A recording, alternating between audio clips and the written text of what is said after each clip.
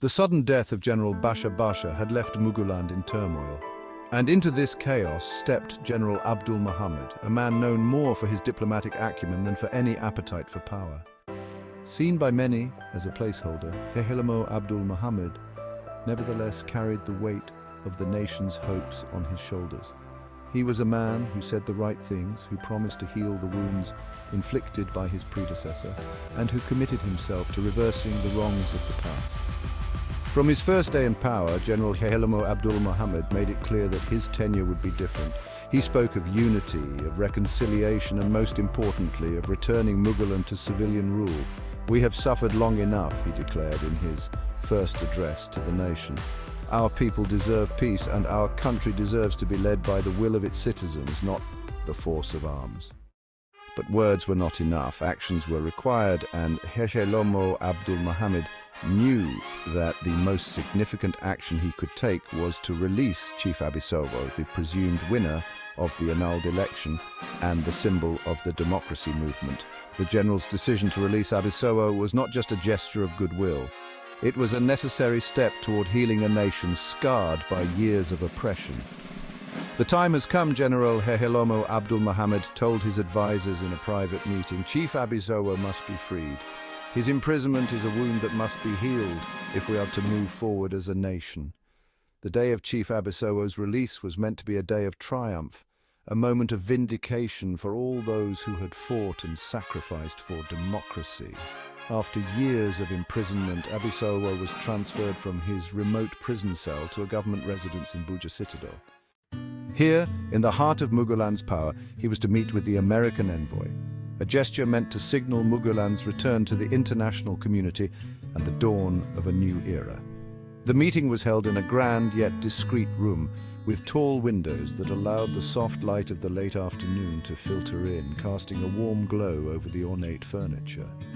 The American envoy, a seasoned diplomat with a calm demeanor, sat across from Chief Bisola at a small polished table. Between them was a delicate porcelain tea set adorned with intricate patterns of gold and blue. The servant entered quietly, almost reverently, carrying a fresh pot of tea. He poured the steaming liquid into the cups, his hands steady, his face impassive.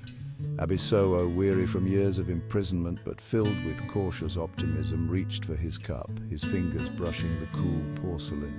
The envoy did the same, and for a moment they sat in silence, the world outside the room forgotten. "This tea is a symbol," the envoy said, lifting his cup slightly in a gesture of camaraderie. "A symbol of new beginnings, Chief Bisola. A symbol of the peace and progress we all hope to achieve." Bisola smiled, a weary but genuine smile, and raised his cup to his lips. "To new beginnings," he echoed, the warmth of the tea spreading through him as he took a sip. But as the liquid flowed down his throat, the warmth turned to something else, something wrong. Bisola's smile faltered. He set the cup down carefully, his hand trembling. A sudden pain shot through his chest, sharp and unrelenting. His vision blurred, and the edges of the room seemed to close in around him. The envoy noticed the change immediately. "Chief Bisola," he said, concern lacing his voice. "Are you all right?" But Bisola couldn't answer. The pain was overwhelming now, like a vice tightening around his heart. He clutched his chest, gasping for breath as the realization dawned on him. Something was terribly wrong. The envoy stood up, his chair scraping against the floor as he reached out to steady Bisola. "Chief, hold on, somebody help!" But it was too late. Bisola's legs buckled, and he collapsed to the floor, the pain now radiating through every part of his body. His breaths came in short, desperate gasps, his vision narrowing to a pinprick of light. The room around him faded into the background, the voices of those rushing to his aid distant and muffled. As he lay there on the cold marble floor, Bisola's thoughts turned to his family, to the people of Muguland who had placed their hopes in him, and to the future that was slipping away from him with each agonizing beat of his heart. He tried to speak, to say something, anything, but the words wouldn't come. In his final moments, Bisola's eyes met those of the envoy who knelt beside him, his face stricken with helplessness. "Tell them!" Bisola managed to whisper, his voice barely audible. "Tell them!" I tried. And then with one last shuddering breath, Chief Bisola, the man who had embodied the dreams of millions, was gone. The teacup, now cold, its contents spilled, lay overturned on the table, a silent witness to the tragedy that had just unfolded. The news of Chief Abisoa's death spread like wildfire across Muguland, plunging the nation into a state of shock and disbelief. For a moment it was as if time stood still, the collective heartbeat of the nation pausing in mourning for a man who had been so close to leading them to a brighter future. At a busy newsstand in Alaye City, a crowd gathered, their faces etched with grief as they read the headlines. The air was thick with sorrow, the weight of the news pressing down on them like a physical force. "How could this happen?" a young man cried out, his voice choked with emotion. "Abisoa is dead! It can't be true!" An older woman, her eyes brimming with tears, shook her head in disbelief. "He was our hope," she whispered, her voice trembling. "They've taken him from us just when we were so close." Another man, a veteran of the democracy movement, clenched his fists, his face contorted with anger and despair. "They killed him," he said, his voice low and bitter. "They couldn't let him live. This country is cursed." The vendor, a man who had seen many leaders rise and fall, looked at the mourners with a heavy heart. "The gods are cruel," he said quietly. "They gave us hope only to take it away, but we must not lose faith. We must keep fighting for Abisoa, for our future." As the nation grieved, the hope that had been rekindled by General Abdul Muhammad's promises began to flicker and fade. The death of Chief Abisoa was not just the loss of a man, it was the loss of a dream that had sustained the people of Muguland through years of suffering. The streets of Muguland were filled with a palpable sense of despair. The people had dared to hope for a better future, but that hope had been cruelly snatched away in the most tragic of circumstances. It was as if the gods themselves were mocking them, playing a cruel game with their lives and their destinies. But even in the depths of their sorrow, there was a flicker of defiance. The people of Muguland had been tested before, and they had survived. They had fought for their freedom, for their rights, and they would continue to fight, even in the face of overwhelming odds. The death of Chief Abisoa was a devastating blow, but it was not the end. The struggle for democracy, for justice, and for the soul of Muguland would go on.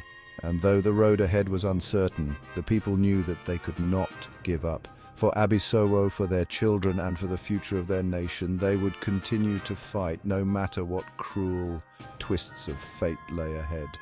As the sun set over the grieving nation, the people of Muguland prepared themselves for the next chapter in their long, hard-fought struggle. The gods might have had their game, but the people would have the last word. Episode 16, The Return of Chief Bisola Eleniyan to Muguland. The death of General Basha marked the beginning of the end for military rule in Muguland. In the power vacuum that followed, the military leadership, battered by years of internal strife and international pressure, finally conceded to hold elections.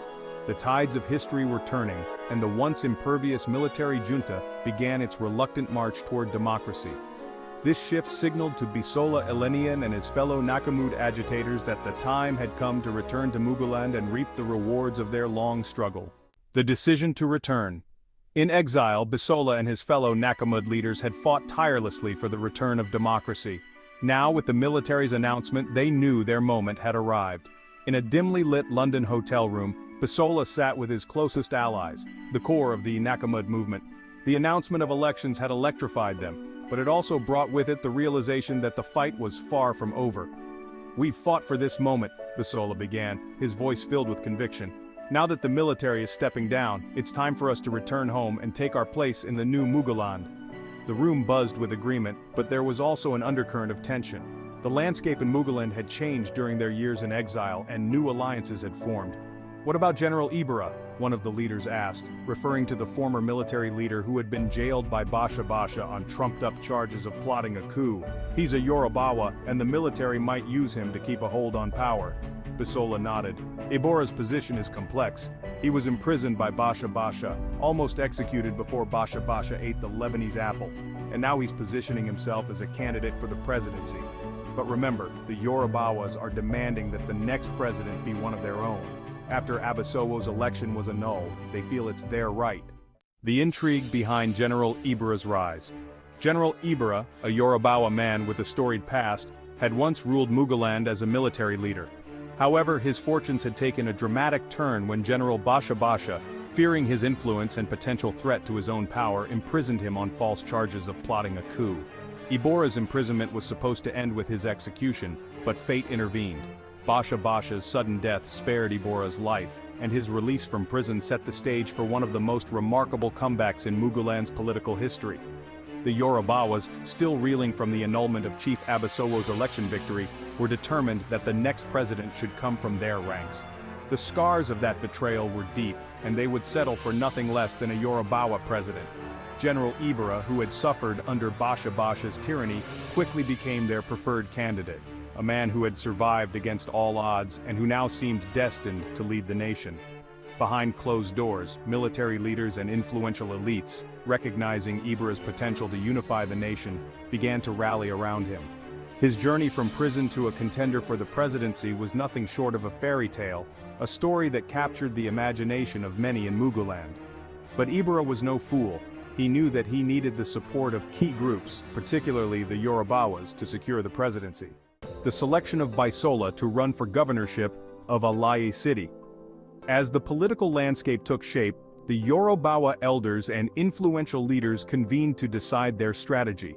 While General Ibora was positioned to take the presidency, the question of who would lead Alaye City, the economic heart of Muguland, became the next pressing issue.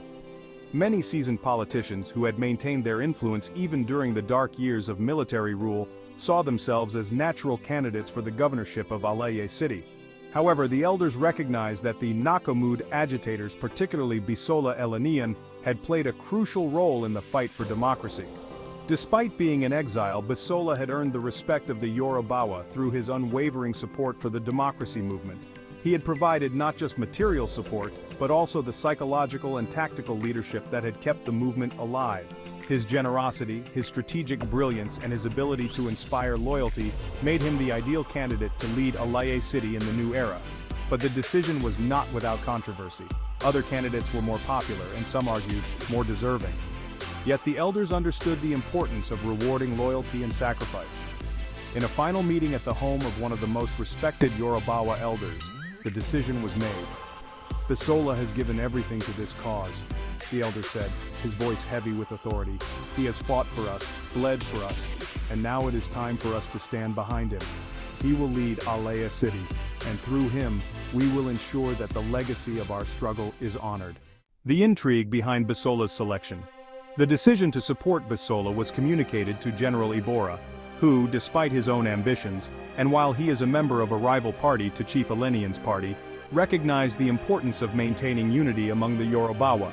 Ibora, understanding the delicate balance of power, saw the wisdom in backing Bisola for the governorship of Alaye City. In a private meeting with Bisola, General Ibora extended his hand in a gesture of alliance to a fellow Yorubawa leader, despite the fact that both parties are from different competing political parties.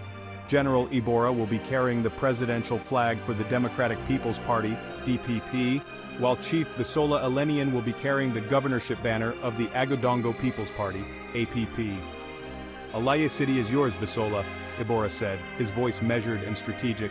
You've earned it, but remember, we are not just leaders, we are custodians of our people's hopes and dreams. Together, we can guide Muguland into a new era. Bisola looked into Ibora's eyes, recognizing the weight of the moment. I'll do what is right for our people, Bisola replied, his voice steady. Alaye City will thrive, and Muguland will move forward. But remember, General, the people are watching, and they will hold us accountable. The two men shook hands, sealing an alliance that would shape the future of Muguland. As the election date approached, Bisola returned to Muguland, greeted by crowds of supporters who saw in him the embodiment of their long fight for democracy. The path to power was not without its challenges, but Bisola knew that with the support of the Yorubawa and the strategic alliance with General Ibora, the future was within their grasp. In the end, it was not just Bisola's tactical brilliance or his material support that secured his place as the governor of Alaye City. It was the loyalty he had earned, the sacrifices he had made, and the trust he had built with those who had fought alongside him. The people of Muguland were ready for change, and with Bisola at the helm in Alaye City and General Ibora poised to take the presidency, it seemed that the long-awaited dawn of democracy was finally at hand. But in the complex and ever-shifting landscape of Muguland politics, nothing was ever truly certain. As Bisola prepared to take on the mantle of leadership, he knew that the real challenges were only just beginning. The battle for the soul of Muguland was far from over, and the future, as always, remained uncertain.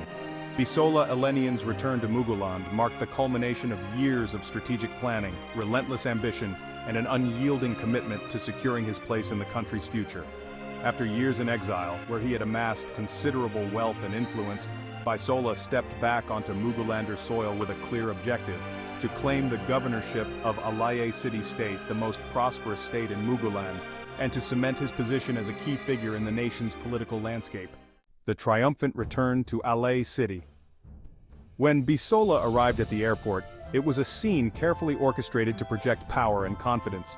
His supporters, many of whom had benefited directly from his generosity over the years, turned out in force, their cheers echoing through the terminal as they waved banners and chanted slogans in support of their returning hero. For Bisola, this was not just a homecoming, it was the beginning of his bid for power. His return was not just about nostalgia or reconnecting with his roots, it was a calculated move to consolidate his influence in the rapidly changing political environment of Muguland. The announcement of elections had created a power vacuum, and Bisola knew that he had the resources and the cunning to fill it.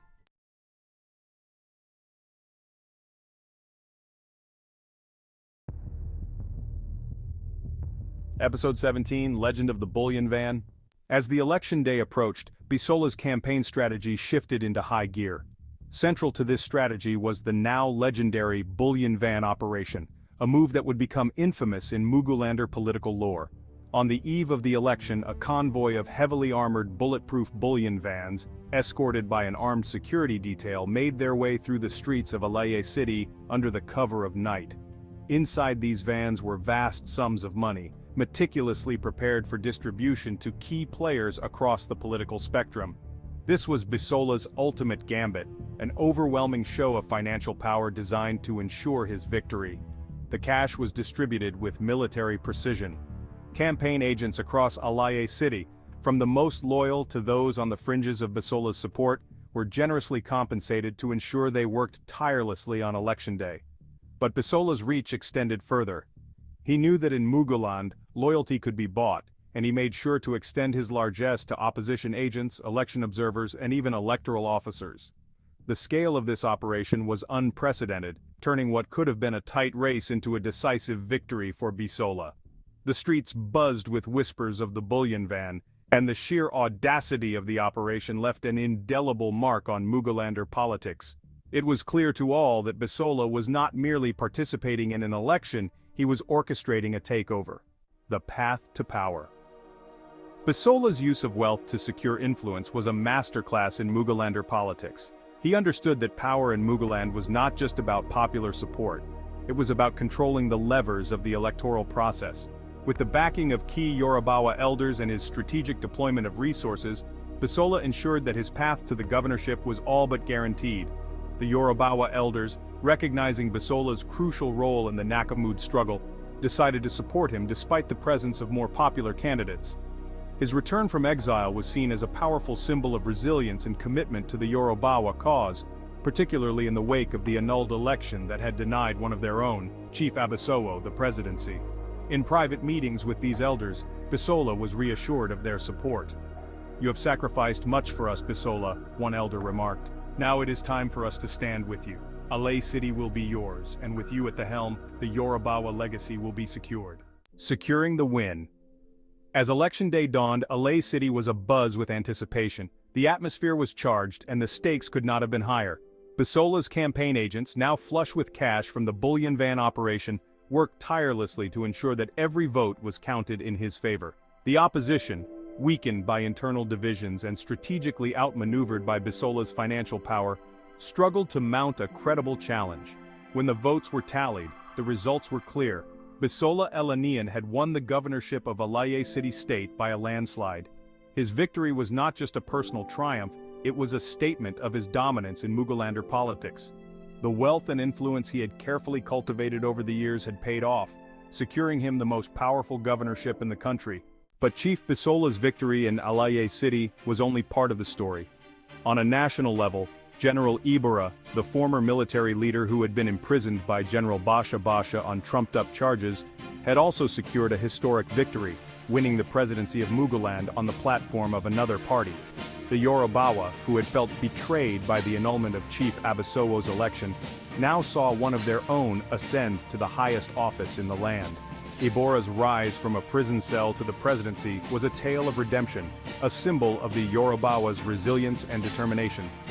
Chief Bisola Eleniyan's return to Muguland was the beginning of a new chapter in the nation's history. His victory as governor of Alaye City State, the economic powerhouse of Muguland, established him as a central figure in the country's future. The legend of the Bullion Van became a symbol of his power, a reminder that in Mugulander politics, money and strategy were often the ultimate deciders of success. Meanwhile, General Ibora's ascent to the presidency marked a significant shift in the national landscape. The Yorubawa, long marginalized despite their significant contributions to the country, finally had one of their own in the highest office. Together, Bisola and Ibora represented a new era for Muguland, one where the struggles and sacrifices of the past would shape the future. But even as Bisola took his place as governor and Ibora as president, they both knew that the challenges ahead were immense. The battle for Muguland's soul was far from over, and while they had won the current fight, the war for the nation's future would require even greater cunning, resilience, and leadership. The people of Muguland had placed their trust in these two leaders, and it was now up to them to deliver on the promise of a better tomorrow.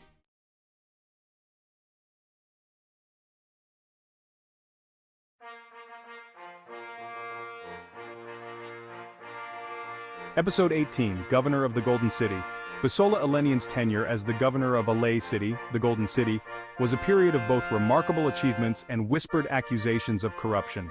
As the wealthiest and most dynamic state in Muguland, Alaye City was the crown jewel of the nation, and Chief Eleniyan's leadership would forever shape its future. Yet behind the grand public works and the rhetoric of prosperity lay a series of financial maneuvers that would establish him as one of the most powerful and controversial figures in Mugulander politics.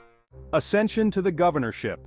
When Chief Bisola Eleniyan was sworn in as governor of Alaye City, it was more than just a political victory. It was the culmination of years of strategic planning and a fierce determination to control the heart of Muguland.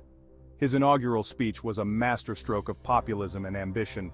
"We stand on the brink of a new dawn," Chief Eleniyan declared, his voice resonating through the packed hall. "Alaye City is not just a city, it is the beating heart of Muguland.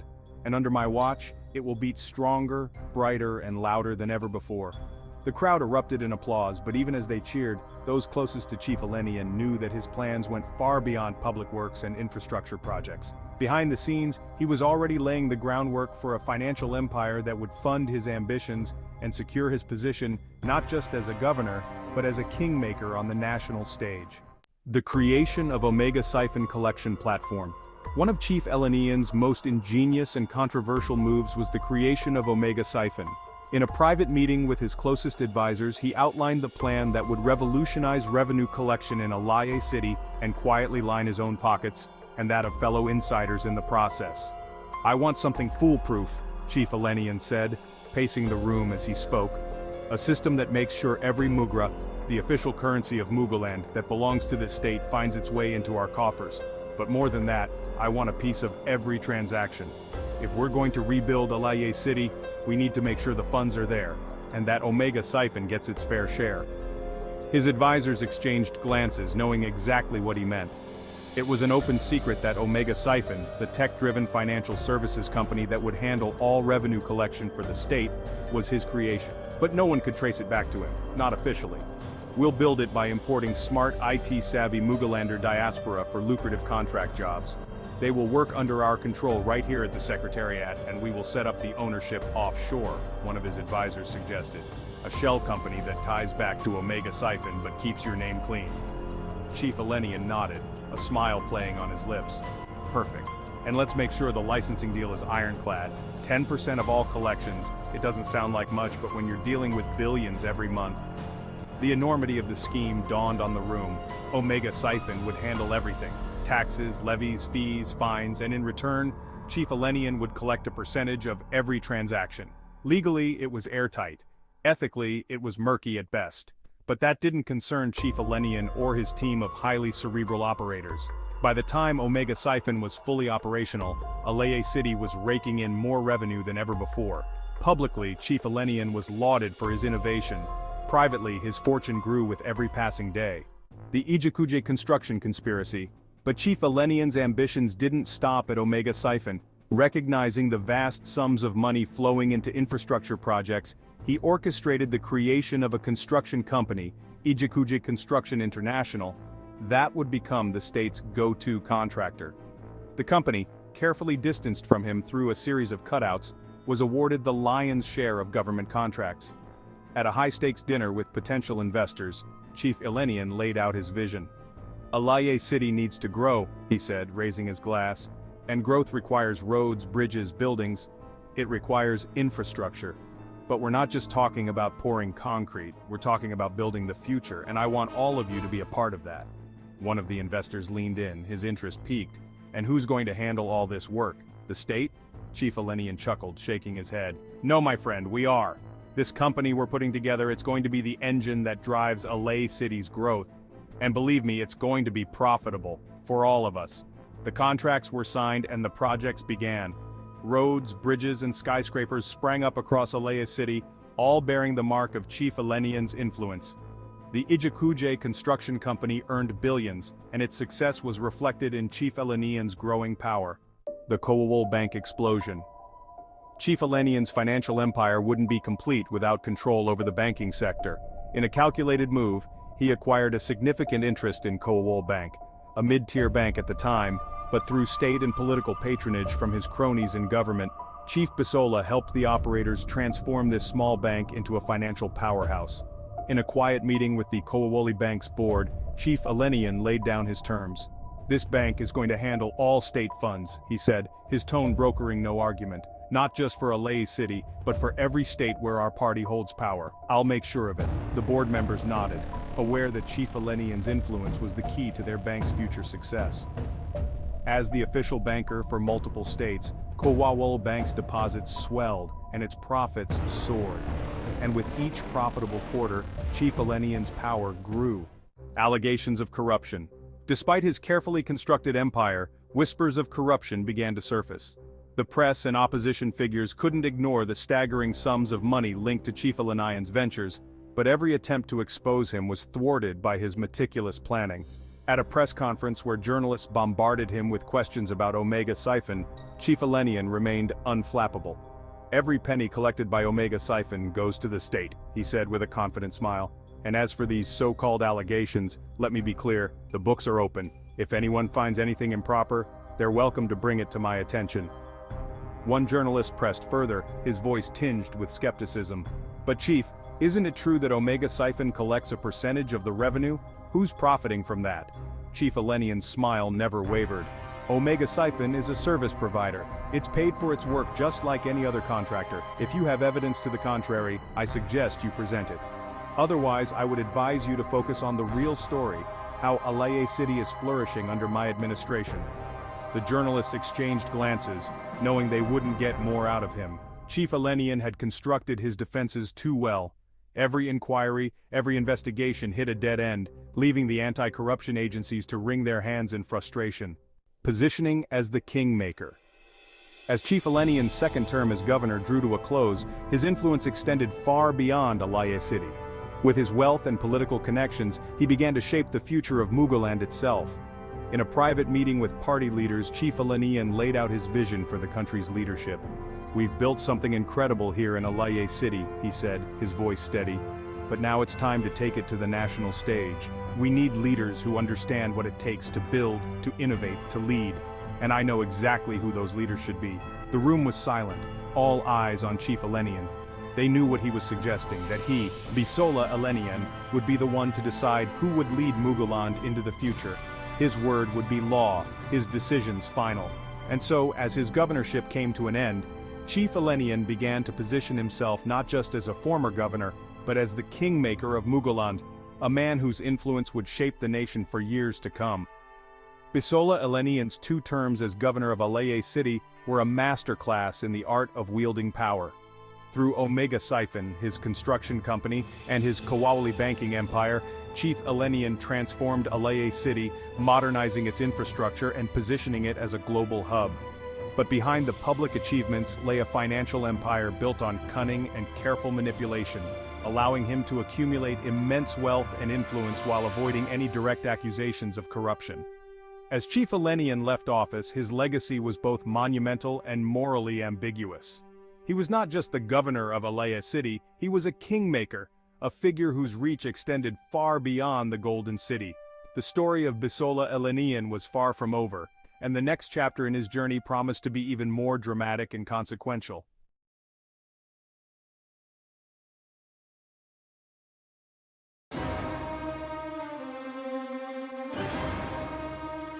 Episode 19, Rise of the Kingmaker.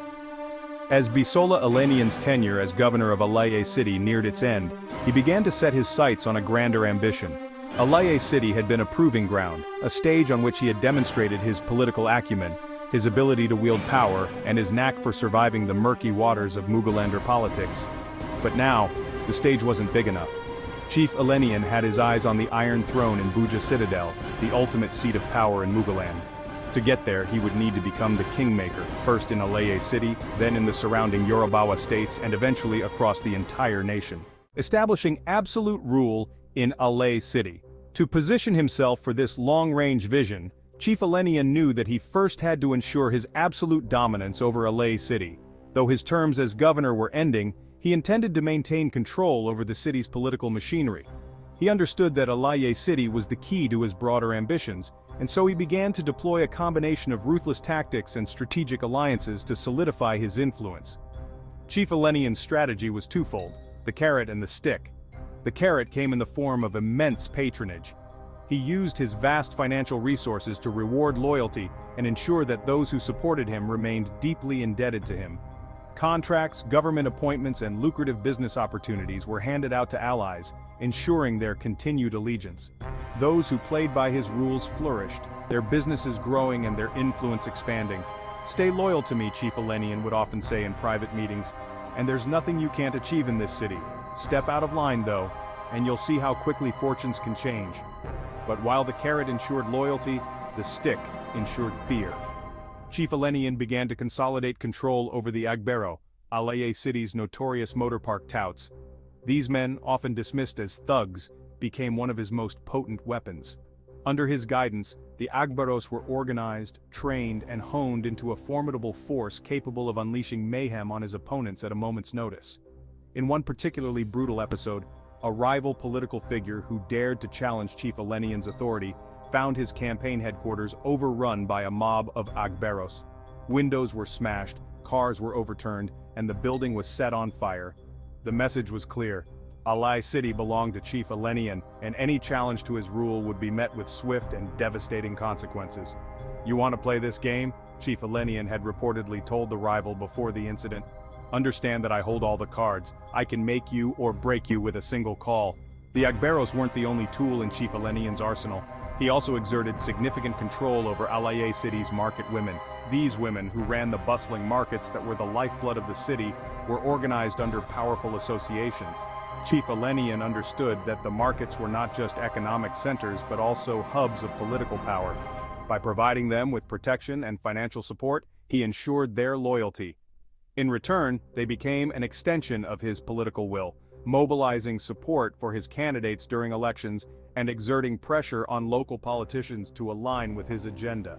"These women," Chief Eleniyan often said with a sly smile, "are more powerful than any politician in this city. They control the food, the goods, the very life of Alaya City.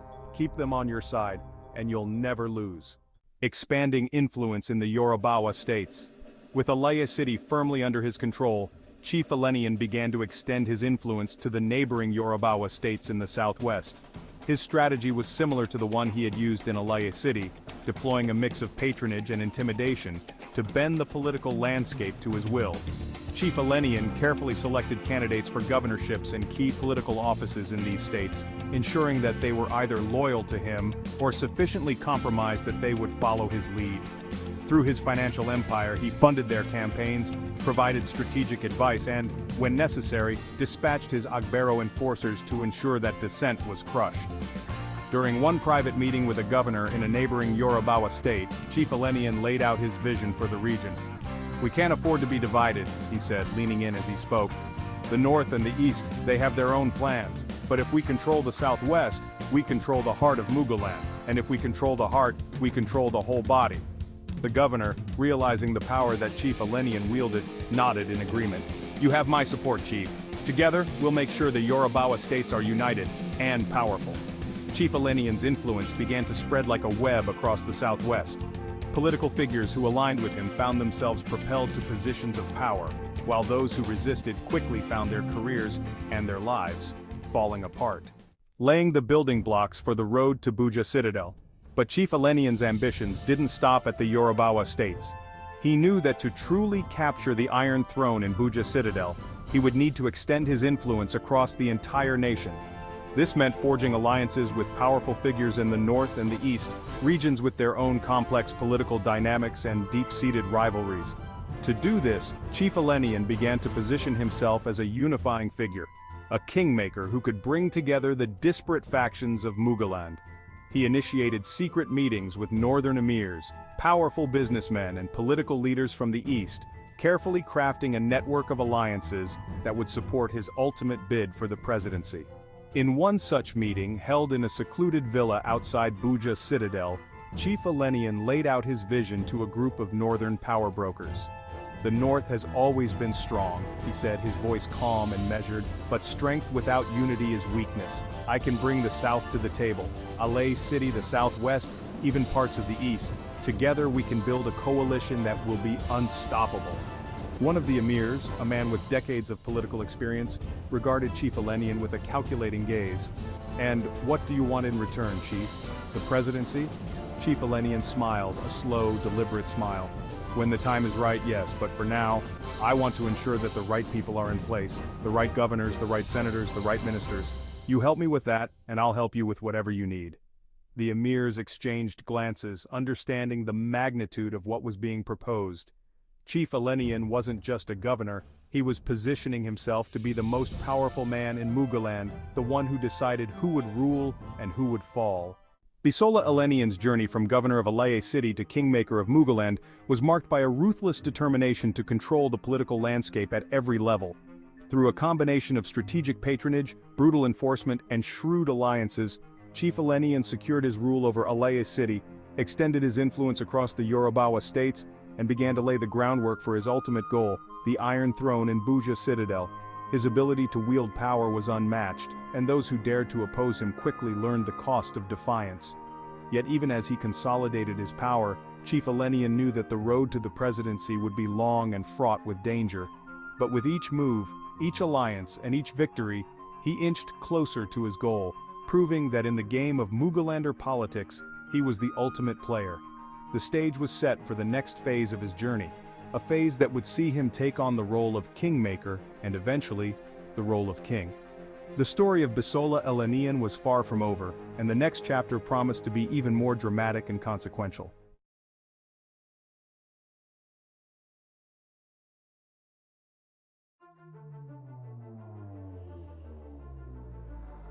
Episode 20, The Rise of Williams Boganlow.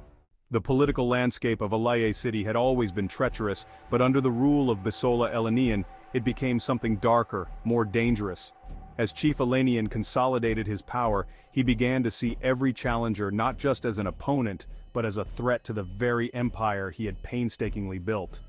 And so, when Williams Boganlow, a popular and charismatic figure, began to emerge as a potential rival, Chief Eleniyan knew that something had to be done. The rise of Williams Boganlow. Williams Boganlow was the kind of politician that inspired hope. A man of integrity with deep ties to the people of Alay City. A man of integrity, Williams Boganlow with deep ties to the people of Alay City, shone engaging with the community, radiating trust and connection. His message of change and reform resonated deeply with the populace, and his rallies drew larger and larger crowds. As the election for the next governor approached, Boganlow's popularity surged. People spoke of him as the man who could finally break the stranglehold that Chief Eleniyan had on the city. In private, however, those close to Chief Eleniyan were worried. Boganlow wasn't just popular, he was becoming a symbol of resistance against the old guard. In a meeting with his most trusted advisors, Chief Eleniyan's voice was measured, but the underlying tension was palpable. Williams Boganlow is gathering too much support, he said, his eyes scanning the room. He's not just a candidate, He's a problem, and we can't afford problems. One of the advisors shifted uncomfortably. Chief, Bogunlo's rise could be dangerous, but any move against him would be risky. People love him. Chief Eleniyan leaned back in his chair, his expression unreadable. I don't need you to tell me that, but remember, the people's love is fickle. What's important is making sure that love doesn't turn into power. The conversation ended there, but the implication hung heavy in the air.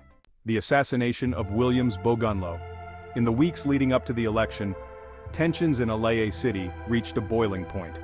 Williams Bogunlo's campaign gained momentum, and whispers began circulating that he might actually win. Chief Eleniyan, who had always been a master at playing the long game, remained outwardly calm, but behind closed doors the wheels were turning. Then, one morning, the city awoke to shocking news. Williams Bogunlo was dead. He had been found in his home, bound, gagged, and brutally tortured before being killed. The details were grisly, his face beaten beyond recognition, his body left in a position that suggested he had fought desperately for his life. The city was plunged into mourning. Thousands took to the streets to grieve, to protest, and to demand justice. But even as the people cried out, a shadow of fear crept through the city. Everyone suspected that Chief Eleniyan had a hand in the murder, but no one had any proof, and no one dared to say it out loud. At Bogunlo's funeral, the atmosphere was charged with emotion. As the eulogies were delivered, one speaker captured the mood of the city with chilling precision. Bogunlo was a beacon of hope, the speaker said, his voice trembling with barely suppressed rage. And now that light has been snuffed out, but we know why and we know who, we just don't have the courage to say it. In the days that followed, the investigation into Bogunlo's death seemed to go nowhere. The police claimed they were doing everything they could, but leads dried up, witnesses disappeared, and the case slowly faded from the headlines. Eventually, a couple of people very close to him were arrested. One was a domestic staff member in his household, while the other was a political rival. After the usual public palliatives and strong talk by the commissioner of police to get to the bottom of the investigation, the case went nowhere and was soon forgotten. The nation watched and shook their collective heads. It was clear to everyone that justice would not be served, not in the way that it should be. Chief Eleniyan, for his part, remained above the fray. He publicly condemned the killing, calling for calm and urging the people to trust the authorities. Bogunlo was a good man, he said at a press conference, his voice filled with solemnity. I am as shocked and saddened by his death as anyone. I will personally ensure that those responsible are found and punished. But in private, the conversation was different. The situation is under control, Chief Eleniyan told a confidant later that week. Bogunlo was a threat. Now he's a memory. We don't know those responsible for his death, but let's focus on the future, our future. Bogunlo has answered his name, which means someone that perished in a war, and all we can do is pray for him, for Allah to receive him into heaven, since we have no way of identifying his killers. The aftermath and the legacy. With Williams Bogunlo gone, the path was clear for Chief Eleniyan's hand-picked successor to take the governorship. The election was almost a formality, a coronation rather than a competition. The new governor, a loyalist of Chief Eleniyan, quickly fell in line, ensuring that the machinery of power in Aleye City remained firmly in Chief Eleniyan's hands. But the death of Williams Bogunlo left a scar on the city, a wound that never fully healed. People continued to whisper about what really happened that night, but fear kept them silent. The story of Bogunlo's assassination became a dark legend, a reminder of what could happen to anyone who dared to challenge Chief Eleniyan's rule. Years later, as Chief Eleniyan looked out over the sprawling city he controlled, the memory of Williams Bogunlo lingered in the back of his mind. He had won, but the cost had been high. Aleye City was his, but it was a city that now knew the price of dissent. In a rare moment of reflection, Chief Eleniyan confided in an old friend, "They think I'm invincible, they think I can do whatever I want. But sometimes I wonder, how many more Williams Bogunlos will there be before the city turns on me?" The friend, loyal and pragmatic, shook his head. "As long as you hold the power, Chief, the city will follow. They may whisper in the dark, but they will never dare to challenge you." Chief Eleniyan nodded, his face hardening once more. "You're right. The strong survive, and the weak, they become stories." With Williams Bogunlo's death, Aleye City and the entire nation began to understand the lengths to which Chief Eleniyan was willing to go to protect his empire. It was a stark lesson in power, one that would echo through the halls of Mugulander politics for years to come.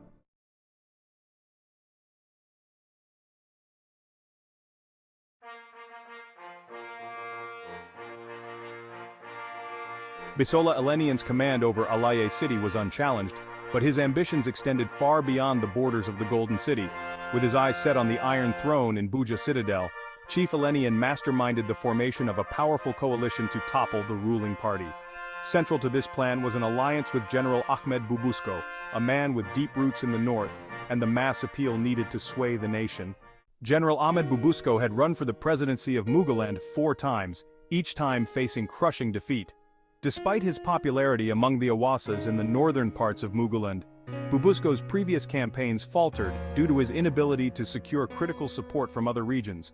By the time his 5th campaign approached, he was desperate, his long-held dream of leading Muguland slipping further from his grasp. Chief Eleniyan saw an opportunity in Bubusko's desperation, a chance to forge an alliance that could finally propel them both to the pinnacle of power. But this alliance came with conditions. In a discreet meeting far from the public eye, Chief Eleniyan and General Bubusko sat down to discuss their future. "You've tried 4 times and failed," Chief Eleniyan began, his tone both reassuring and calculated. "But this time can be different. You can win, General, but only if you have the right support." Bubusko, his voice tinged with desperation, nodded. "I need the West, Chief. Without it, I won't stand a chance." Chief Eleniyan leaned forward, eyes gleaming with intent. "And I can deliver the West to you. My people, my resources, my strategy, we can make this happen.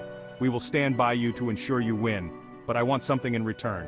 Bubusko, his heart pounding with the thought of victory, asked, "What do you want, Chief? What's your price?" "I want to be your vice president," Chief Eleniyan replied firmly. "You'll have the presidency, but I'll be your deputy, and when your time is up, I'll succeed you as president." Retired General Bubusko considered the offer, the weight of 4 failed campaigns pressing heavily on his shoulders. He knew that this alliance was his best, and possibly last chance to achieve his dream. "All right," Bubusko agreed, his voice steady with resolve. "You'll be my vice president, and when I step down, you'll have my support to take over." The deal was struck, and with it, the coalition was born. General Bubusko would lead the charge in the north, while Chief Eleniyan secured the west and managed the overall strategy. It was a partnership forged out of necessity, with both men fully aware of the stakes. As the coalition began to solidify, Chief Eleniyan's influence within the newly formed mega-party grew. He was instrumental in securing General Bubusko's nomination as the party's presidential candidate, positioning them as the main challengers to the ruling party. But just as they were preparing to announce Chief Eleniyan as Bubusko's running mate, a new problem arose, one that threatened to unravel everything they had built. Concerns about a Muslim ticket began to circulate within the party's inner circles. With both General Bubusko and Chief Eleniyan being Muslims, many insiders feared that such a ticket would alienate the Christian population, particularly in the South and the Middle Belt, and jeopardize their chances of winning the election. Chief Eleniyan's closest advisors echoed these concerns. Chief, one of his most trusted associates, said during a private meeting, "A Muslim ticket could be a disaster. The Christians in the South won't support it, and we could lose everything." Chief Eleniyan, always a realist, understood the gravity of the situation. The last thing he wanted was to see the coalition fall apart or lose the election because of a strategic miscalculation, but stepping down from the vice presidency was a hard pill to swallow. After days of careful deliberation, Chief Eleniyan made a difficult decision. In a private conversation with General Bubusko, he explained his choice. "General," Chief Eleniyan began, "we've built something powerful here, but our ticket, as it stands, could cost us the election. We can't afford to lose the Christian vote." Bubusko, who had heard the same concerns from others, looked at Chief Eleniyan with a mixture of surprise and respect. "What are you saying, Chief?" "I'm willing to step down as your running mate," Chief Eleniyan replied. "But I have someone in mind who can take my place. A loyalist, a Christian, who will ensure we keep the coalition intact and win this election." Bubusko, recognizing the wisdom in Chief Eleniyan's words, nodded slowly. "Who do you suggest?" "I have the perfect candidate," Chief Eleniyan said with a confident smile. "He's been with us from the start, a true ally. He's well respected, and he can bring in the Christian vote. With him on the ticket, we'll be unstoppable." The transition was smooth. Chief Eleniyan's chosen candidate, Reverend Olabode Agbajoro, a Christian loyalist from his inner circle, was quickly nominated as General Bubusko's running mate. The party insiders who had voiced concerns were appeased, and the coalition emerged stronger than ever. At the official announcement, General Bubusko stood alongside his new running mate, praising the unity of the coalition. Chief Eleniyan watched from the sidelines, his face a mask of calm composure. He had sacrificed his position as vice president for the greater good of the coalition, but his eyes remained fixed on the ultimate prize, the presidency. On election day, the coalition's efforts culminated in a landslide victory. General Bubuska was elected president, his long-held dream finally realized after years of bitter defeat. The victory was celebrated across the nation, a testament to the power of the coalition that Chief Eleniyan had so carefully built. As the celebrations continued, Chief Eleniyan and General Bubuska shared a private moment. "You've done it, Chief," Bubuska said, his voice filled with gratitude. "We've won, and it's all thanks to you." Chief Eleniyan nodded, though his thoughts were already on the future. "We've built something great here, General. But remember, our work isn't done. We have to stay united. And when your time is up, I'll be ready to take the reins." Bubusko, still riding the high of victory, replied, "Of course, Chief. We'll build this country together, and when the time comes, you'll have my full support." Chief Eleniyan smiled, though his mind was already calculating the path ahead. He had made a significant sacrifice, but it was all part of the long game. The coalition had won the presidency, but the true battle for power was just beginning. As Chief Eleniyan watched the celebrations from a distance, the weight of his decisions settled in. He had stepped aside to ensure victory, but little did he know that this decision would set in motion a chain of events that would threaten his lifelong ambition. The very people he had elevated, trusted, and positioned for years, those he believed would help him reach the Iron Throne, would soon become the greatest obstacles to his dream. In the corridors of power, whispers began to grow, whispers of betrayal, of broken promises, and of the ruthless nature of Mugulander politics. Chief Eleniyan had played his hand well, but the game was far from over, and in the shadows the seeds of his potential downfall were already being sown by those he had trusted the most. Bisola Eleniyan's decision to step down from the vice-presidential nomination had been a calculated sacrifice, one he believed would ensure the coalition's victory and secure his eventual ascension to the presidency. He had chosen Reverend Oluboda Agbejoro, a loyalist and trusted ally, to take his place alongside General Ahmed Bubusko. But in the treacherous world of Mugulander politics, loyalty often shifts with the tides of power, and the bonds of trust can be easily broken. Reverend Oluboda Agbejoro was a man whom Chief Eleniyan had elevated from relative obscurity as a lowly lecturer in a university, and made one of his most trusted and powerful commissioners while he was the governor of Alaye City. A Christian from the western part of Muguland, his nomination was a strategic choice to balance the coalition's ticket and secure the western vote. Chief Eleniyan believed that Bishop Agbejoro's loyalty was assured, but as soon as the election was won, the dynamics began to change. Once in office, it became clear that Bishop Agbejoro was more than just a loyal follower of Chief Eleniyan. He was also a cunning politician in his own right who secretly harbored the dream of seizing the Buja Citadel throne for himself someday, though he was keenly aware that that was also the lifelong dream of his benefactor and godfather in politics. Understanding where the real power now lay, he began to distance himself from Chief Eleniyan and align more closely with General Bubusko. The vice president, once an unassuming, seemingly unambitious and loyal protege of Eleniyan, now found himself increasingly acting on the president's behalf, often indirectly undermining Eleniyan's influence in the new administration. In private meetings, Bishop Agbejoro would often echo General Bubusko's sentiments, positioning himself as a bridge between the president and the different factions within the government. "We must think of the nation first," he would say, with a tone that suggested a shift in allegiance. "The challenges ahead require unity, and our focus must be on supporting the president." The transformation was subtle but undeniable.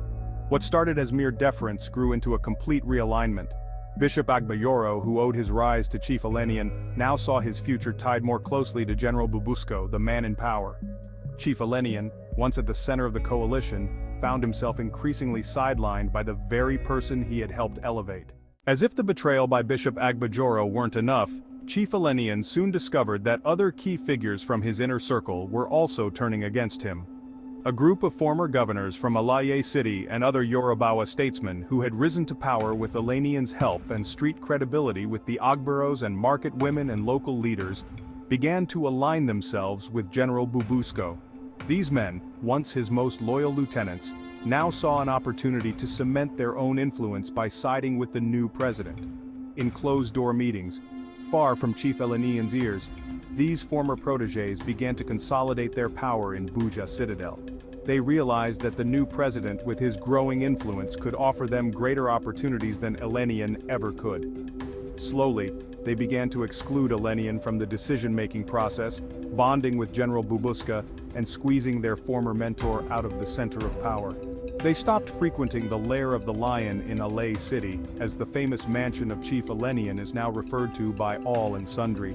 These were men who previously could not last a week before scurrying to the Lair of the Lion to take instructions, or generally suck up the powerful Chief Eleniyan, or to curry one favor of the other. Eleniyan has served his purpose, one of the former governors reportedly said in a conversation with another ally. But in Buja Citadel, it's the president who holds the cards. We need to follow his lead, and that means distancing ourselves from Eleniyan. Another traitor who is now an integral part of the kitchen cabinet of General Bubuska also chimed in. Come to think about it, we have served Chief Eleniyan long enough. He is not the only smart Yorubawa in Muguland, and it's time we build our own political base and power. Otherwise, if care is not taken as he gets too old to run things, he may hand the reins of power to one of his young children that we all watched grow up, just like Iyanla handed over the power in Alaye City to him. With this, the erstwhile political children of Chief Eleniyan became a dissent group right under his nose and started using the same access to power he gave them to privately undermine him at every turn, while paying lip service to his leadership in public. The camaraderie that had once defined Chief Eleniyan's inner circle dissolved as these new alliances formed.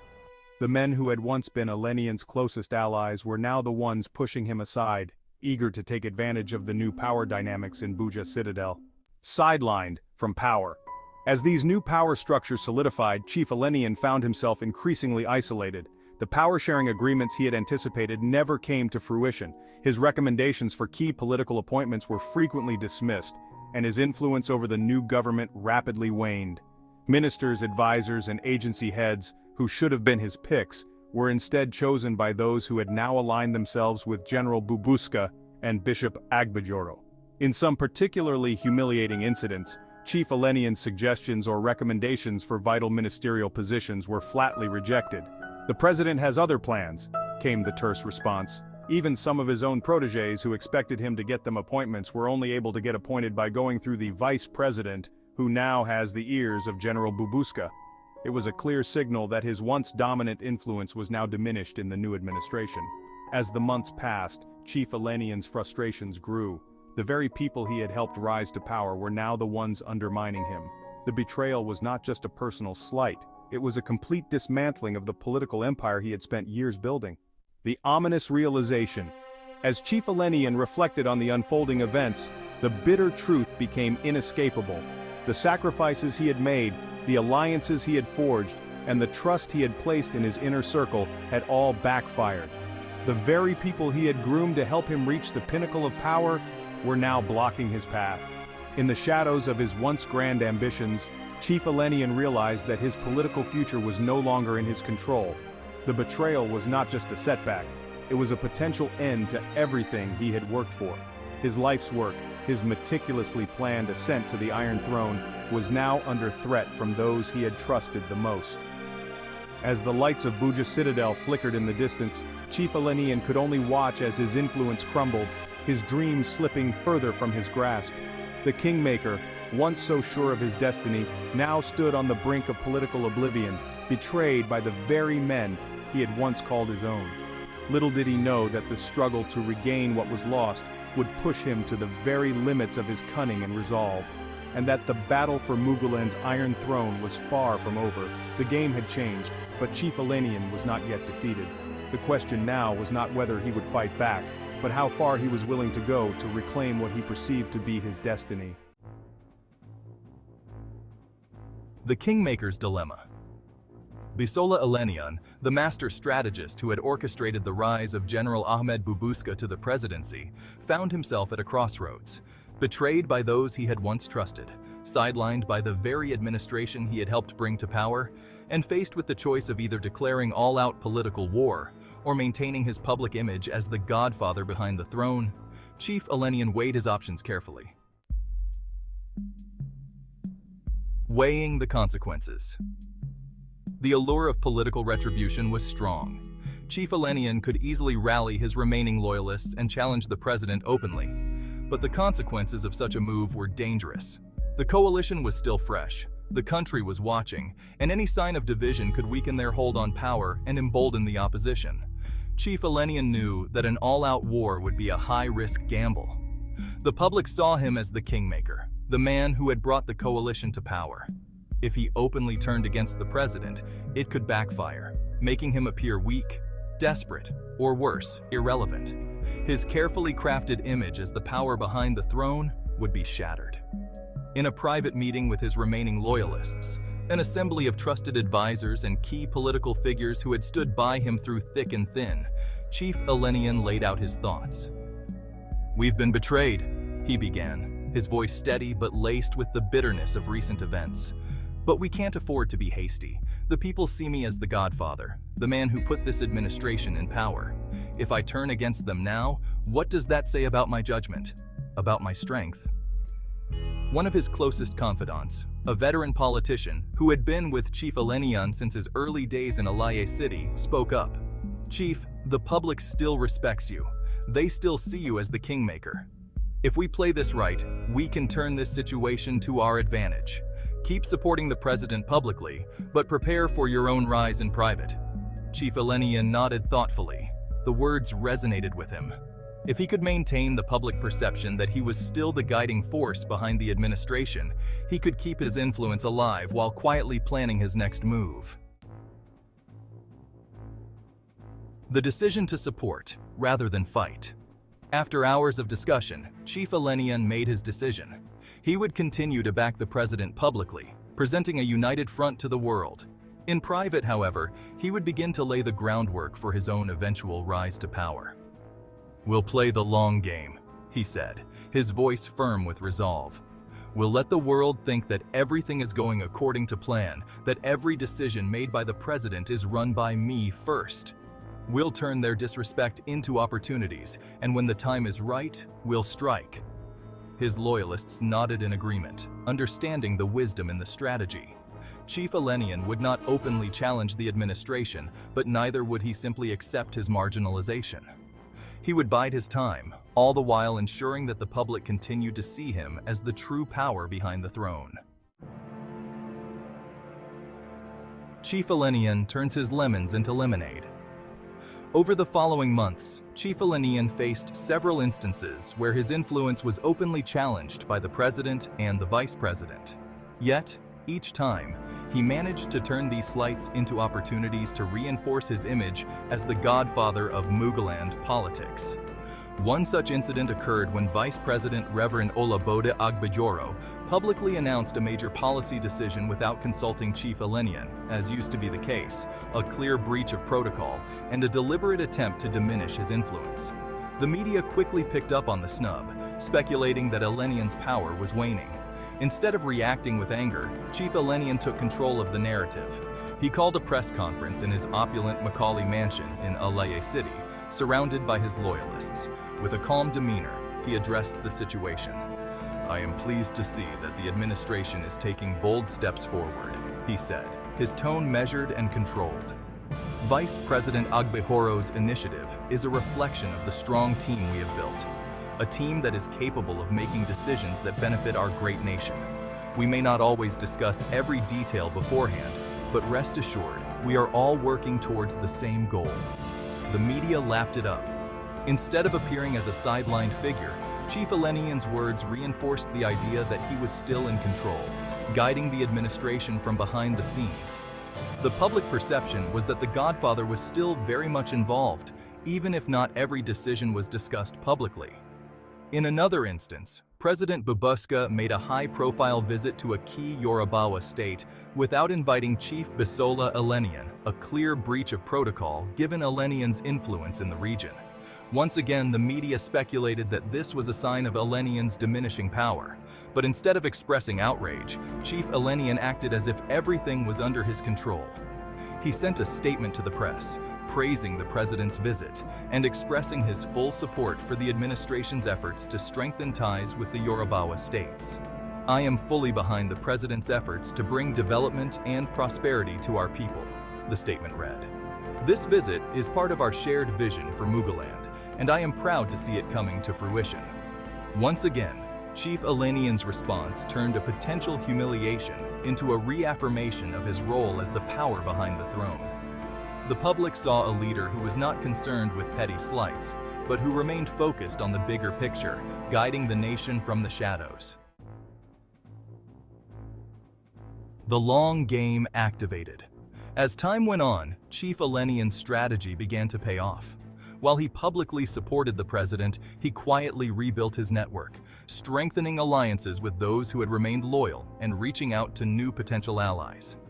His every move was calculated, designed to ensure that when the time came, he would be ready to step into the spotlight once more. The public continued to see him as the Kingmaker, the man who had made the president and who still held the reins of power. And as long as they believed it, Chief Eleniyan's influence remained intact. But behind the scenes, Chief Eleniyan knew that his time would come. The seeds of his return to power were being planted, and when the moment was right, he would reclaim his place at the top.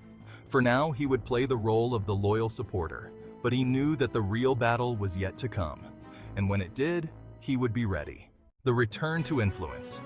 As President Ahmed Bubuska approached the end of his first term, the political landscape in Muguland was uncertain. The once strong coalition was showing signs of strain, and President Bubuska faced significant challenges in securing a second term. The Eastern Chukwu tribes remained resolutely opposed to his leadership, and dissatisfaction in other regions was beginning to grow. It became increasingly clear to the president and his inner circle that winning re-election without securing the Yorubawa states was nearly impossible. And in the Yorubawa states, one man still held all the cards: Bisola Eleniyan. The realization. Despite their earlier attempts to sideline him, President Bubuska and his kitchen cabinet were forced to acknowledge that Chief Eleniyan's influence in the West was indispensable. The Yorubawa states, which had been instrumental in Bubuska's initial victory, were slipping from their grasp, and without Eleniyan's support, the entire campaign could collapse. Realizing the gravity of the situation, the president's inner circle began to strategize on how to bring Chief Eleniyan back into the fold. They knew that they couldn't afford to have the godfather of Muguland turn against them, especially not when his influence in the West could make or break the election. Bubuska's cap-in-hand approach. Emissaries were sent to Macaulay Mansion in Alaye City, where Chief Eleniyan had remained quietly influential, despite the slights he had endured. The message was clear: the president needed him. Without Chief Eleniyan's backing, the Yorubawa states would be lost, and with them, any hope of a second term. But this time, the emissaries came with more than just words. They came with promises. Promises of renewed cooperation, of restored influence, and of a future where Eleniyan's contributions would be fully recognized. The tone was different from before. It was humble, respectful, and tinged with the desperation of a president who knew he couldn't win without the Kingmaker. Chief Eleniyan, ever the pragmatist, listened carefully. He knew he was in a position of strength, but he also knew that power is best wielded with subtlety. Publicly, he showed no resentment. Instead, he presented himself as the loyal supporter of the coalition, committed to the success of the party and the stability of Muguland. The midnight bullion van goes airborne. When it came time to campaign, Chief Eleniyan decided to remind everyone why he was still the most formidable force in Mugulander politics. The midnight bullion van, a legendary move from his earlier days, was back, but this time it was bigger, bolder, and more awe-inspiring than ever before. Under the cover of darkness, fleets of armored bullion vans were rolled out, distributing cash to key supporters, campaign agents, and party loyalists across the Yorubawa states. The operation was meticulously planned and executed, ensuring that the funds reached the right hands at the right time. But this time, Chief Eleniyan added a new element to his strategy: the helicopter money rain. As dawn broke on the final day of campaigning, helicopters soared over key cities in the Yorubawa states, raining down bundles of cash in a spectacular display of power and generosity. The sight was unlike anything Muguland had ever seen. Money falling from the sky, a symbol of the immense resources and influence that Chief Eleniyan still commanded. The helicopter money rain was not just a campaign move, it was a statement. It was Chief Eleniyan's way of telling the world that he was still in control, that his power was unmatched, and that when he chose to back a candidate, that candidate would win. The streets were filled with jubilant crowds, and the narrative quickly shifted in Eleniyan's favor. He was no longer seen as a sidelined figure. He was the kingmaker, the man who could turn the tide of any election, securing the win for Bubuska. Thanks to Chief Eleniyan's efforts, the Yorubawa states rallied behind President Bubuska once again. The midnight Bullion Van move, combined with the helicopter money rain, reinvigorated the campaign and ensured that the coalition's message reached every corner of the region. The voters, many of whom had grown disillusioned with the administration, were reminded of Eleniyan's influence and power, and they turned out in droves to support the president. On election day, the results were clear. President Bubuska secured a second term, with the Yorubawa states delivering a decisive margin of victory. The president and his team were quick to acknowledge Chief Eleniyan's role in their success, offering public praise and reaffirming their commitment to working together in the future. The long game continues. But while President Bubuska and his cabinet celebrated their victory, Chief Eleniyan remained focused on the future. He had once again proven his worth, demonstrating that his influence could not be ignored. Publicly, he congratulated the president and expressed his satisfaction with the election results. Privately, however, he continued to lay the groundwork for his own rise to power. Eleniyan knew that the promises made to him during the campaign were just words. He had learned from experience that true power was not something given, it was something taken. And as he played the role of the loyal supporter, he was already planning his next move, ensuring that when the time came, he would be the one to finally claim the Iron Throne in Buja Citadel. For now, he would continue to support the president, knowing that every public display of loyalty only strengthened his position. But deep down, he knew that the time would come when the debts owed to him would have to be repaid. And when that moment arrived, Bisola Eleniyan would be ready to collect. Episode 23, Used and Abandoned Again. The celebrations following President Ahmed Bubuska's re-election were grand and filled with the triumph of victory. For Chief Bisola Eleniyan, it was a moment of quiet satisfaction. He had once again demonstrated his indispensability, rallying the Yorubawa states to deliver a decisive win for the coalition. The midnight Bullion Van move, coupled with the helicopter money rain, had cemented his reputation as the Kingmaker of Muguland. But as the dust of the election settled, the familiar shadows of betrayal began to loom once more. The return to the old playbook. Barely had the ink dried on the re-election victory when whispers began to surface within the corridors of power. President Bubuska and his close advisors, having secured their second term, appeared to revert to their old strategies that sought to diminish Chief Eleniyan's influence and bury his ambitions for good. It started with small, almost imperceptible slights. Meetings that should have included Eleniyan were held without him. Decisions were made, and his advice was no longer sought. The president's inner circle, now emboldened by their victory, began to distance themselves from the man who had made it all possible. But the real blow came when rumors began to circulate that President Bubuska had already decided on his successor. The whispers were soon amplified by the words of a well-known pastor and political associate, Pastor Oyeyemi Amofin. Pastor Oyeyemi Oluwasope's self-serving prophecies. Pastor Sindiku. Pastor Oluwasope was no ordinary clergyman. He was a close friend of President Bubuska, a man whose influence extended beyond the pulpit and into the heart of Muguland's political landscape. He was not just a friend to General Bubuska.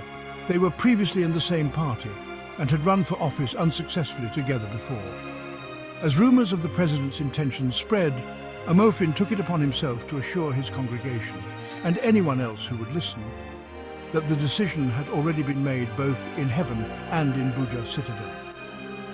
During one of his televised sermons, Pastor Oluwasope, with the conviction of a man speaking divine truth received directly from the throne of grace, declared, "The will of God has been revealed to me, and I stand before you to say that the next president of Muguland has already been chosen by God, and it is yours truly. If God didn't tell me this, I will not say it. God has told me it is a done deal in the Holy Throne, and the throne in Buja has confirmed I am the next occupant of Buja Rock after him. I have sat down with President Bubuska, and he has made a promise to me. And I know that promise will be fulfilled. The camera panned over the rapt faces of his congregation who hung on his every word. God has chosen, and that choice is clear. We must all support this decision, for it is not just the will of man, but the will of God. Go and write it down. I am the next president of Muguland.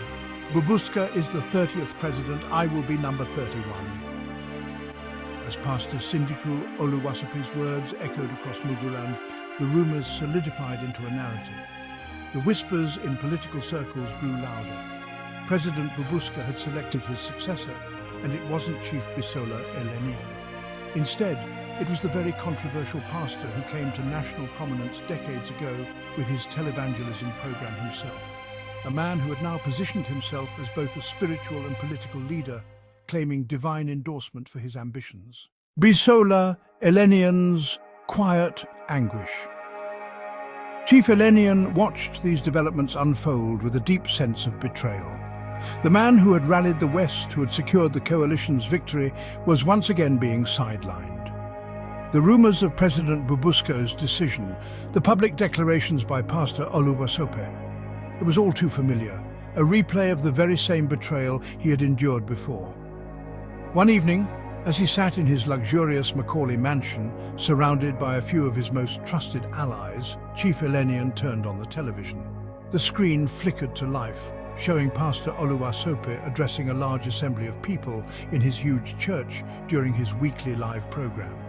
The pastor's soothing voice filled the room, proclaiming his destiny to be the next president of Muguland, as ordained by both God and Bubuska. Chief Eleniyan's jaw tightened as he watched. His allies exchanged uneasy glances, sensing the tension in the room. But the Godfather remained outwardly calm. He had learned long ago that power is not always about immediate reactions, but about strategic patience. Chief, one of his confidants ventured, they're trying to push you out again. This is the same playbook, the same betrayal. What will you do? Eleniyan sat in silence for a moment, his mind racing through the possibilities. Every fiber of his being urged him to retaliate, to assert his dominance, and remind everyone who truly held the power in Muguland. But he also knew that the public still saw him as the kingmaker, the man behind the scenes who made everything happen. To act rashly now could shatter that perception. Finally, Eleniyan spoke, his voice measured and composed. We've been through this before. I won't give them the satisfaction of an open conflict. Let them believe they've won. Let them think I'm out of the picture. We'll continue to support the president, publicly at least. But in the shadows, we prepare. His confidence nodded, understanding the wisdom in his words. They had seen firsthand how Eleniyan could turn even the worst situations to his advantage. This time would be no different. Over the following weeks, Chief Eleniyan maintained his public persona as the loyal supporter of the president. He attended events, smiled for the cameras, and expressed unwavering support for the administration. In speeches, he praised President Bubuska's leadership and even offered kind words for Pastor Oluwasepe, careful never to show any sign of resentment or disappointment. When asked by journalists about the rumors of succession and Pastor Oluwasepe's declarations, Eleniyan responded with practiced ease. The future of Muguland is in God's hands, he would say with a knowing smile. And I trust that President Bubuska will make the best decision for our nation. My focus is on supporting the president and ensuring the continued success of our administration. The public bought into the narrative. To them, Bisola Eleniyan was still the kingmaker, the man who quietly guided the nation's destiny from behind the scenes. But behind that calm exterior, Eleniyan was already plotting his next move. Despite the anguish of betrayal, despite the frustration of being undermined yet again, Chief Eleniyan remained resolute. He had been down this road before and had emerged stronger. He knew that the game of Muguland politics was not about the short-term victories, but about the long-term strategy and strategic alliances with those who wield real power in the villages, the cities, and in the boardrooms. And so he played the part of the loyal ally, while in private he worked tirelessly to rebuild his network, court the boardroom elites, strengthen his alliances, and prepare for the moment when he would make his move. Eleniyan knew that power was never given, it was taken, and when the time came, he would be ready to claim what he believed was rightfully his. For now, he would watch, wait, and let the others play their hand. But in the end, the godfather of Muguland knew he would have the final say. After all, in his own mind it was his turn. Episode 24. The Kingmaker of Muguland, The Kingmaker Throws Down the Gauntlet, by Ope Banwo. As the political season in Muguland reached a fever pitch, the question of who would succeed President Ahmed Bubuska became the nation's primary focus. The air was thick with speculation, alliances were being forged and broken, and ambitions ran high. Amidst the chaos, one man stood at the crossroads of his destiny. Bisola Eleniyan, the kingmaker who had spent years building the fortunes of others, now faced a critical decision, whether to remain in the shadows or to finally step into the spotlight and claim the throne for himself. The decision to run for president was not one Chief Eleniyan took lightly. His inner circle, a tight-knit group of loyalists and advisors, was divided on the issue. Some urged caution, warning that stepping out of the shadows could be dangerous, that it might provoke powerful enemies who would stop at nothing to prevent his rise. Others argued that the time had come for Eleniyan to claim what was rightfully his, to no longer be the power behind the throne, but the man who sat upon it. In a series of intense late-night meetings at Macaulay Mansion, the debate raged on. Chief Eleniyan listened carefully, weighing the risks and rewards. He knew that by declaring his candidacy, he would be challenging the very power structure he had helped create, potentially alienating allies and turning old friends into foes. One of his closest advisors, James Bobajiro, a veteran of Mugulanda politics, voiced the fears of many in the room. "Chief, you've built an empire from the shadows. To step into the light now, it's risky. The president and his backers won't take this lightly. You could be walking into a lion's den." Eleniyan, ever the strategist, nodded slowly. "I understand the risks," he replied, his voice calm but resolute. "But I also understand that power isn't given, it's taken. We've played this game long enough. It's time to collect. I am tired to breeding leaders who turn around to stab me in the back. I have helped others to be governors and presidents. I too want to be president. It's my turn to be president of Muguland." Another advisor, Tunde Ajiroba, one of Chief Eleniyan's most trusted advisors who practically visits the Macaulay Mansion on a daily basis, just to sit at the table with the Kingmaker, was more bullish in his approach. Ajiroba, with a glass of the best single malt in his hand, leaned forward. "Sir, you've done more for this country than anyone else. Others below you have had their opportunity to be president. It's your turn, Chief. The people know it. They're just waiting for you to say the word." Eleniyan's eyes hardened with determination. The decision was made. He would no longer be content with being the kingmaker. It was time for him to be the king. Having made his decision, Chief Eleniyan knew he had to confront President Bubuska directly. The president, despite all their history, had shown that he could not be trusted to honor past agreements. Eleniyan was well aware that his candidacy would likely be met with resistance, but he also knew that showing strength now would be crucial to his success. Eleniyan forced an appointment with the president, an unscheduled meeting that immediately set the tone for what was to come. The president, caught off guard, agreed to the meeting, knowing full well that it would not be a simple conversation. As Chief Eleniyan entered the president's office, the air was thick with tension. General Bubuska, seated behind his imposing desk, watched as Eleniyan approached with the quiet confidence of a man who knew his worth. After a brief exchange of pleasantries, Chief Eleniyan got straight to the point. "Mr. President," he began, his tone firm, "I've supported you through thick and thin. I've delivered the Yorubawa states to you twice, and I've upheld my end of every bargain. But now, It's time to collect. It's my turn to be president. President Babuska leaned back in his chair, his expression hardening. Chief Bisola, you know this is complicated. There are a lot of factors at play here. You can't just demand the presidency. Eleniyan's eyes narrowed, his voice cutting through the tension like a blade. I'm not demanding anything. I'm claiming what's mine. You owe me, and you know it. I expect you to honor your debt. It's the turn of my tribe to be president, and within my tribe, it's my turn, you know that. The president's gaze grew colder. And if I don't support your position that it's your turn... Eleniyan leaned in, his voice low but full of resolve. Then I'll do it without you. I'll run and I'll win. With or without your support, I'm claiming the Buja throne. Make no mistake about that. Like I have repeated twice already, it's my turn to be president. The room fell silent, the weight of Eleniyan's words hanging in the air. President Babuska, known for his composure, seemed to falter for a moment. But before he could respond, Eleniyan rose from his seat, the conversation clearly over in his mind. It's my turn, Eleniyan said, his voice echoing through the room as he walked toward the door. I'll see you on the campaign trail, Mr. President. Eleniyan didn't stop there. As he left the president's office, he made a bold and unprecedented move. He marched directly to the press room inside Buja Citadel, the president's official residence, and called an impromptu press conference. The stunned White House press corps quickly gathered, curious to hear what the Kingmaker had to say.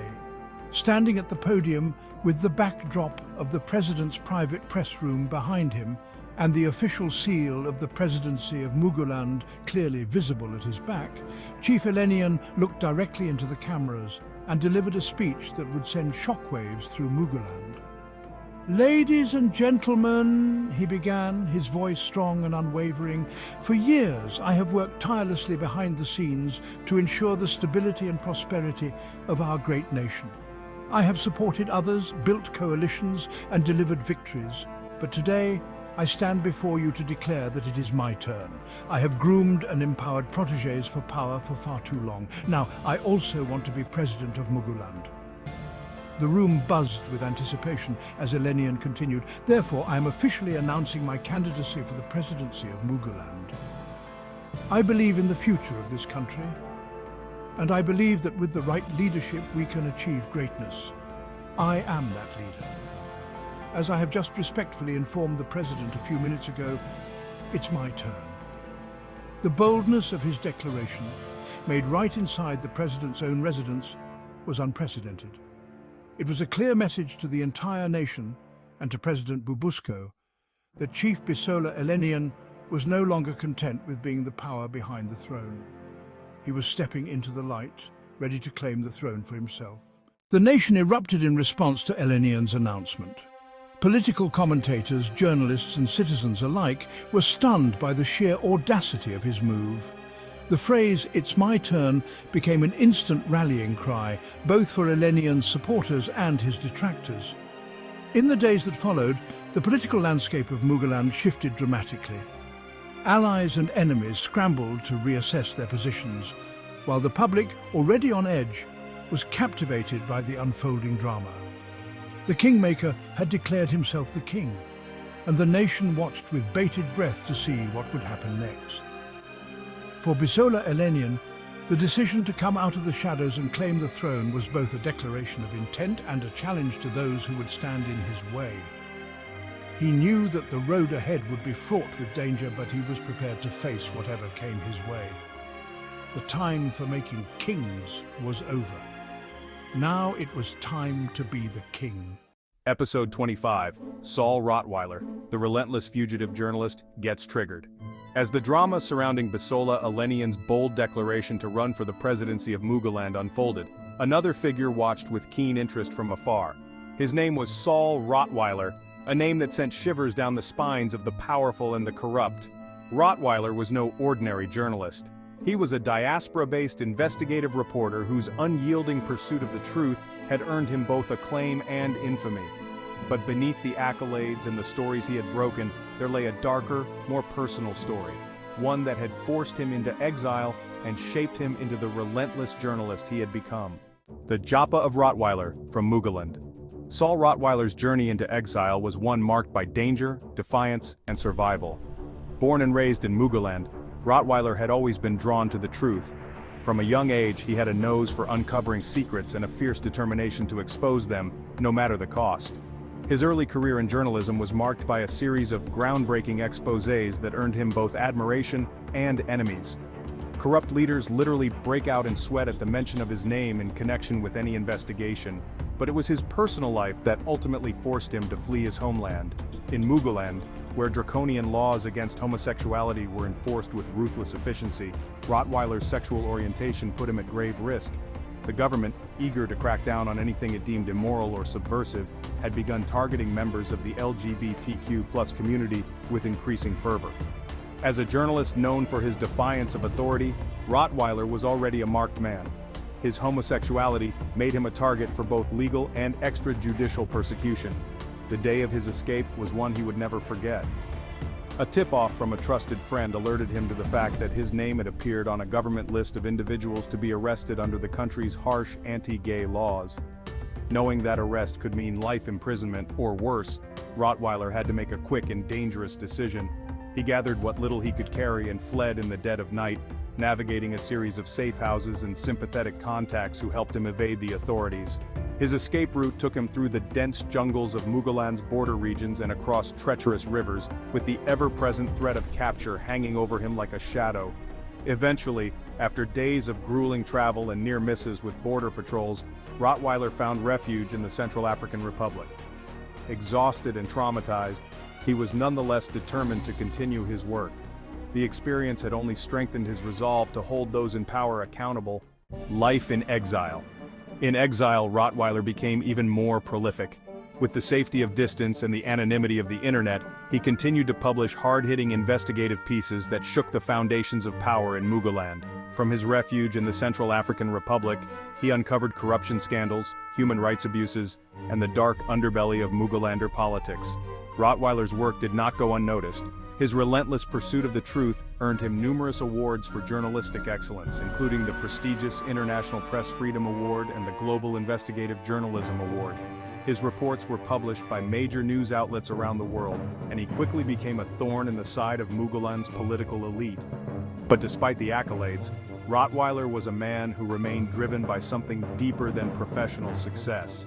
He was haunted by the knowledge that the people he exposed were often left unpunished, that justice was elusive in a world where power often trumped the truth. This knowledge fueled his determination to dig deeper, to expose the powerful, and to bring justice to those who had been wronged. The nemesis of Chief Bisola Eleniyan. When Bisola Eleniyan announced his candidacy for the presidency, Saul Rottweiler's interest was piqued. Here was a man who had long operated in the shadows, who had been the architect of power in Muguland, and who now sought to step into the spotlight. Rottweiler had followed Eleniyan's career for years, intrigued by the man's ability to remain unscathed by the scandals and controversies that seemed to follow him. But Rottweiler was convinced that there was more to Eleniyan than met the eye. He suspected that beneath the polished exterior and the carefully crafted image of a kingmaker lay a history of corruption, deception, and ruthless ambition. Determined to uncover the truth, Rottweiler made it his mission to investigate Eleniyan's past and expose the real Bisola Eleniyan to the world. His initial research led him to a tangled web of financial dealings, political machinations, and whispered rumors of dark deeds. But Rottweiler was not content with rumors. He wanted hard evidence. And so, he began to dig deeper, reaching out to sources in Muguland and sources abroad, scouring public records and following the money trails that led back to Chief Eleniyan. An unyielding Rottweiler knocked on every door he could possibly get facts against the hot presidential candidate. He contacted Interpol legally for their investigative reports on Chief Eleniyan, wrote Freedom of Information requests to USA law enforcement agencies, met with FBI officers to review cold cases, some dating as far back as 40 years ago, and became a frequent visitor at the offices of drug enforcement agencies in several countries of the world, all in an all-consuming passion to reveal the real Chief Eleniyan to the people of Muguland. It was clear that the "It's my turn" declaration had triggered Saul Rottweiler, and he would not be denied. As far as he was concerned, the only thing that is Chief Eleniyan's turn to do is to serve jail time at Muguland's most secure prison facilities. a stubborn man willing to die for the truth.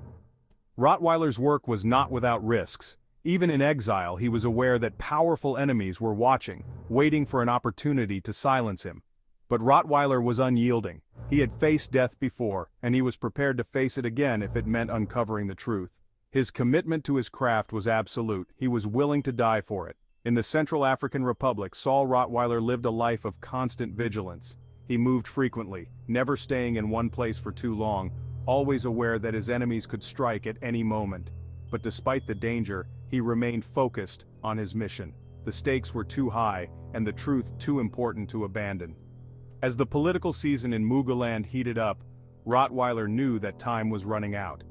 Eleniyan's rise to power seemed inevitable, but Rottweiler was determined to ensure that the world knew exactly who Bisola Eleniyan was before he could claim the presidency. It was a race against time, a race that Rottweiler was determined to win, no matter the cost. The battle begins.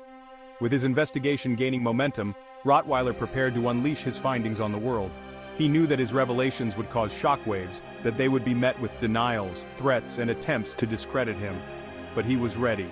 This was the story of a lifetime, the story that could change the course of Mugulander history. As he sat down at his computer, ready to begin writing the first of what would be many explosive reports, Rottweiler felt a sense of grim satisfaction. The powerful had always feared the truth, and now, with every keystroke, he was about to show them why. The battle between the Kingmaker and the journalist had begun, and Saul Rottweiler was determined to emerge victorious, no matter the cost. Episode 26, The Kingmaker of Muguland, the First Salvos from the Rottweiler, by Banwo. Saul Rottweiler had spent months meticulously gathering evidence, combing through financial records and speaking to confidential sources deep within the corridors of power in Muguland. He knew that if he was going to expose Chief Bisola Eleniyan, the Kingmaker now vying to become the king, he needed to do it in a way that would leave no room for deniability, and so, as the political season heated up and Eleniyan's bid for the presidency gained momentum, Rottweiler decided it was time to release the first of his exposés. The first salvo came in the form of an explosive article published on his widely read blog, titled The Birth of a Myth, the Real Story Behind Chief Bisola Eleniyan. The article delved into the murky origins of the man who had, for decades, been a shadowy figure of immense power in Muguland. Who is Bisola Eleniyan? The article began. A man who has built an empire of influence, yet whose origins remain shrouded in mystery. A man who claims to be a son of Alaye city, yet whose birth is marked by more questions than answers. Rottweiler's investigation revealed that Chief Bisola Eleniyan's true birth name was not Bisola Eleniyan at all. According to sources and archival records unearthed by Rottweiler, Eleniyan had been born under a different name entirely, Dauda Omolomo, in the rural outskirts of Yamoja city in Nuso state, far from the bustling metropolis of Alaye city. Rottweiler's article painted a picture of a young Dauda, a boy born into poverty who had realized early on that to escape his circumstances, he needed to reinvent himself. And so, according to Rottweiler's sources, Dauda Omolomo became Bisola Eleniyan, a new identity crafted with care, designed to give him the legitimacy he needed to enter the corridors of power in Alaye city. His birth certificate meticulously altered, his early records scrubbed clean. The true origins of Bisola Eleniyan hidden beneath layers of deceit, the article read. But the truth has a way of emerging, no matter how deeply it's buried. Rottweiler's article didn't stop at the revelations about Eleniyan's birth. It went further, uncovering the shocking story of how Eleniyan had assumed the identity of his political mentor's deceased child, Bisola Eleniyan, a girl who had died from a mysterious illness at a young age. Bisola Eleniyan was not just a name, but a legacy, Rottweiler wrote. A legacy that Dauda Omolomo saw as his ticket out of obscurity. After the death of Chief Eleniyan's daughter, Dauda took on her name, her identity, and with it, the political connections that would launch his career. The article detailed how, with the help of forged documents and well-placed bribes, Dauda Omolomo became Bisola Eleniyan, using the identity to gain entry into the political elite of Alaye city. It was a riveting story of deception and ambition, of a man willing to do whatever it took to climb the ladder of power. Rottweiler's sources described how Eleniyan had systematically erased any trace of his former life, ensuring that no one could connect him to the name Dauda Omolomo. But in his quest to uncover the truth, Rottweiler had found the threads that linked the two identities, weaving them together in a damning exposé that left little doubt about the lengths Eleniyan had gone to in order to reinvent himself. The whole nation was thrown into a frenzy as Rottweiler expertly dropped small clips of his exposé on Twitter and then eventually placed the whole long investigation report on his popular blog site, where it garnered more than 10 million reads in under 48 hours. His switched identity story trended for 14 straight days on social media, an unprecedented phenomenon for a political article, and the report became the focal point for commentaries on virtually every TV and radio station that mattered in Muguland. The most devastating part of Rottweiler's article, however, was the detailed account of Bisola Eleniyan's extensive corruption network. Rottweiler exposed how, during his tenure as the governor of Allié City, Eleniyan had orchestrated a massive scheme to siphon public funds into a network of shell companies controlled by his closest allies and family members. Allié City, the Golden City, was supposed to shine bright under his leadership, Rottweiler wrote. Instead, it was systematically robbed blind by the very man entrusted with its prosperity. Bisola Eleniyan, the so-called Kingmaker, was nothing more than a king of thieves. Rottweiler revealed that Eleniyan had set up a series of shell companies, many of which were registered offshore in countries with lax financial regulations. These companies, according to Rottweiler's investigation, were awarded lucrative contracts for public projects in Allié City, projects that were often overpriced or never completed at all. The billions of dollars that flowed into these companies were funneled back to Eleniyan and his inner circle, the article claimed. Funds meant for roads, schools, and hospitals instead lined the pockets of the few, leaving the people of Allié City to suffer. Rottweiler's article included copies of bank statements, corporate filings, and other documents that he claimed linked Chief Eleniyan directly to the corrupt network. The evidence was damning, painting a picture of a man who had not only betrayed the trust of the people he was supposed to serve, but had done so on an almost unimaginable scale.